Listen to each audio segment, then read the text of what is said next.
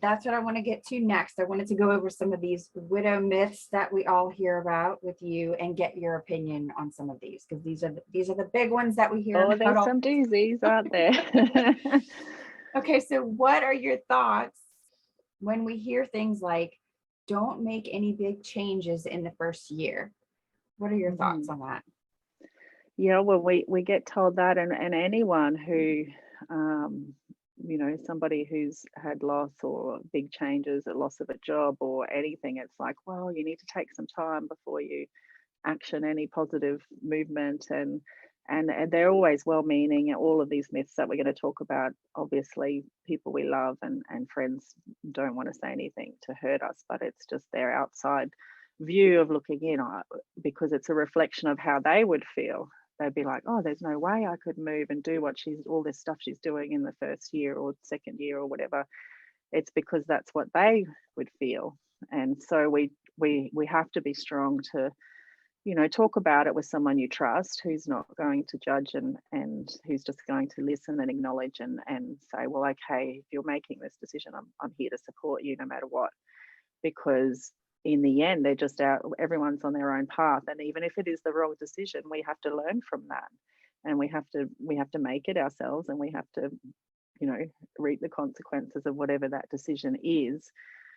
That's what makes us human. We make mistakes and we learn from them, or we make really good moves, and it's the best thing that could have happened to us. So yeah, my advice to people, if they feel that their mother is, packing up their house too soon after being widowed, or they've lived there for 40 years, often it's because that person doesn't want to let go of all their memories of that house. It may be not what she's feeling. They don't want to let go of their dad or their, the memories of the 30 years Yes. in that house. So they just can't possibly imagine that disappearing. So yeah, that's my thoughts on that one. Yep. Okay. Okay. What about the second year is worse than the first year of widowhood? Hmm. Yeah, everyone is unique. Everyone's grief journey is unique to them, and there is truth in that, of course, because that first year we're numb and we're surviving, and we don't take time to, do all the things we should be doing for ourselves, especially when you're a parent as well, and you're just running that aspect of young widowhood.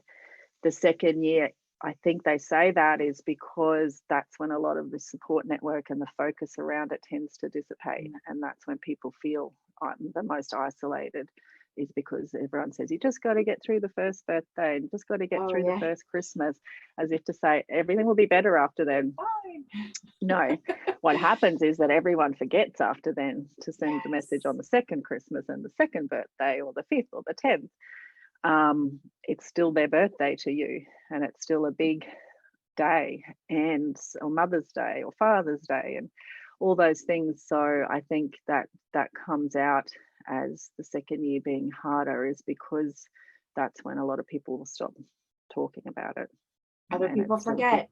Yep. Yeah, or they just feel that they shouldn't bring it up then because it's sort of gone a year, so she should be starting to feel better by now. And Right. yeah. Hmm. Okay. What about time heals all wounds? Hmm. I think you Time talked doesn't about that heal all earlier. wounds. Yeah.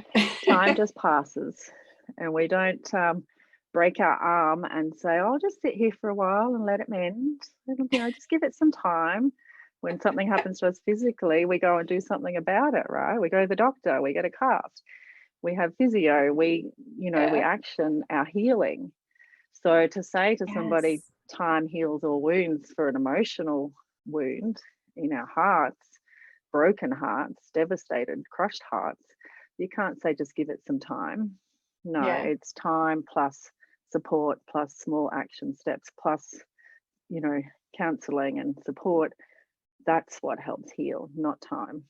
And Not the just danger time. in that is that when we do get to that 3, 4, 5 year mark and we're still feeling the same, and people are saying time heals, where you get there and you go, gosh, it's been 5 years and I'm still feeling the same way. So something must be wrong with me. And that's where the danger is, because then that can lead to depression and a lot of, like you talked about, the self-worth issues, and being hard on ourselves because we've been told that all our life time heals, and it doesn't by itself. And so, there's danger in telling to people time heals. It's been 20 years, it's been 10 years. Yes. No, we need support and some tools to navigate our grief, not just time alone. Not just time. Yeah, that is a very common one that we hear. Hmm. Okay, what about you should wait a year before dating again? Oh, give it Yeah, a a year year. or 5 You years just or wait a 2 year. years or Yeah. yeah, definitely.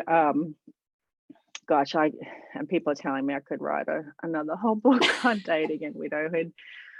Um, Again, it's just your relationships are unique, and people could have grieved long before the passing of their partner who has been ill. Yes.